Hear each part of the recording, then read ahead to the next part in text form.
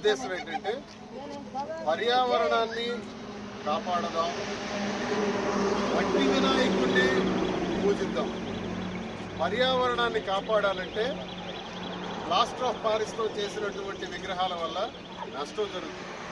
కాబట్టి ప్రజలందరికీ తెలియజేయాలంటే మట్టి వినాయకుడి ద్వారా మనం పూజ చేసుకుంటే ఈ భూమిని కాపాడగలుగుతాం అనేటటువంటి ఓ నమ్మకంతో, ఓ ఆశతో ఈ వినాయకుడు కొన్ని మీకు రప్పించాను కొంతమందికి ఇవ్వాలని. ఈ వినాయకుడు మట్టి వినాయకుడు.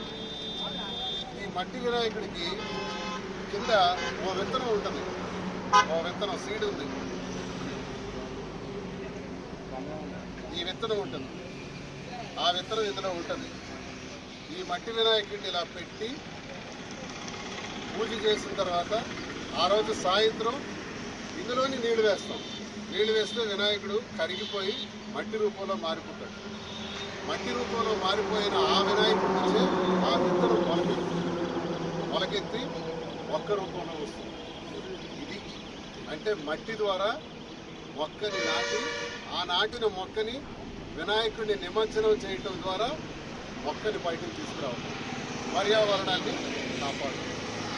ఆ వినాయకుడి తాలూకా ఆశీస్సులు అందరికీ ఉండాలని, సర్వవేళ సర్వావస్థలందరూ కూడా అన్ని సందర్భాల్లో కూడా స్వామి తాలూకా ఆశీస్సుల నుండి అందరూ ఆయుర ఆరోగ్యాలతో అష్టైశ్వర్యాలతో ప్రజలందరూ ఉండాలని కోరుకుంటూ, మరి వినాయకుడితో పాటు సిద్ధి వినాయకుడి వ్రతకల్పం పూజ కూడా, పూజకు సంబంధించినటువంటి ఈ పుస్తకాన్ని కూడా మరి ఇవ్వటం జరుగుతుంది.